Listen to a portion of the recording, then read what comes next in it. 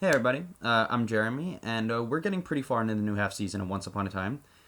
I'd like to talk to you about Hades. I think that there's a lot that can be said about him. I want to compare him to the original Disney Hades and what he's doing for the show, how he's doing as a villain, because your villains matter. Any show that you have or movie, you have to have a really strong villain for it to matter.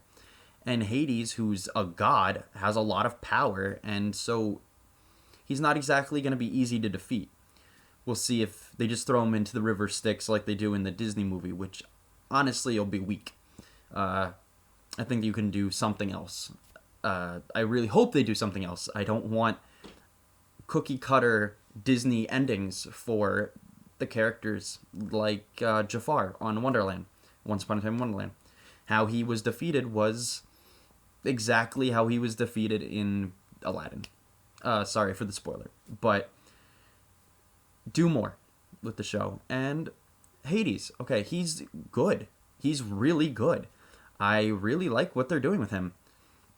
Once Upon a Time has this really weird thing where when they try to take the original character and put it into Once Upon a Time, it's really hit or miss. And some of them really work. Elsa and Anna from the Frozen half season, those characters and the actresses who portrayed them, they're exactly like if you took Elsa and Anna and you put them into Once Upon a Time or into real life. They're cookie cutters of those characters, and it was perfect.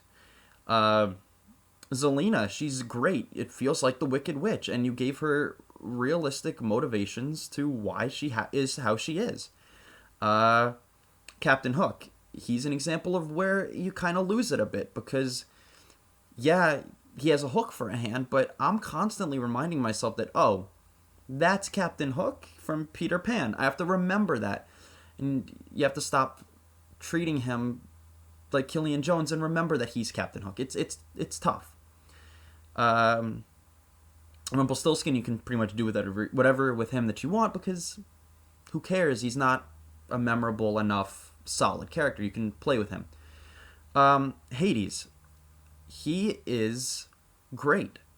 He has all the elements of what made the Disney Hades great. He has that suave, cool deal maker type, and it works for him. He has so much power. He is a god, and you like to watch him work. I wouldn't go as far to say he's like a Wilson Fisk from Daredevil or a Sylar from Heroes, these compelling villains that you just love to watch and you hate to love. No, Hades is very hateable, and that's actually kind of one of my complaints with him is that he's a huge jerk for not very clear reasons. We haven't gotten that far into him yet. We have quite a few more episodes to go. I don't know how many, maybe like 3 or 4 more. Hopefully we'll get there. I think we will. I think we'll really flesh him out and get some really solid motivation to why he's this bad. Um, I mean, both versions were sadistic and terrible, but there's something really evil about this Hades.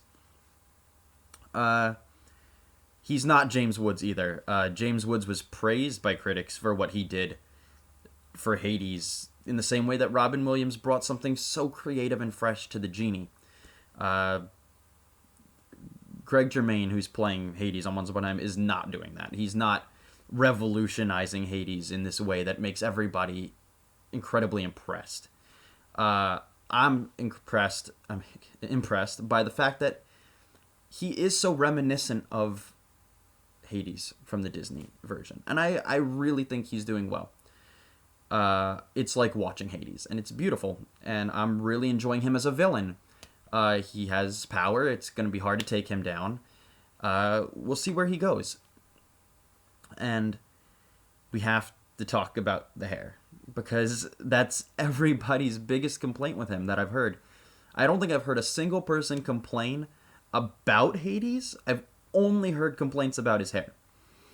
And it's awful. I mean, his hair is garbage. But you know what? They don't use it that often. It's a fire effect. It's not used often.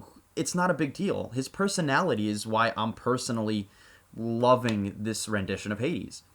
The hair, whatever. Does it really matter? I'd actually personally like to see more fire effects used. I mean, Hades used fire throughout the whole Disney movie, and they're not doing that. That they could do more of. More fire. I mean, you have Regina using fire, Rumpel uses other kinds of magic. Like, Hades has magic. Let him use it more.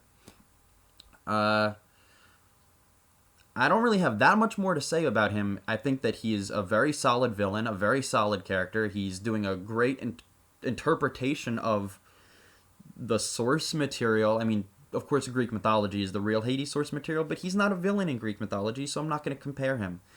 They're basing him off of the Disney Hades, and they're doing great. Please, if you agree with me, disagree with me, have any opinions, thoughts, questions, talk to me. Drop them in the comments. Let's have a discussion. Thanks for listening to me ramble about Hades. Catch you next time.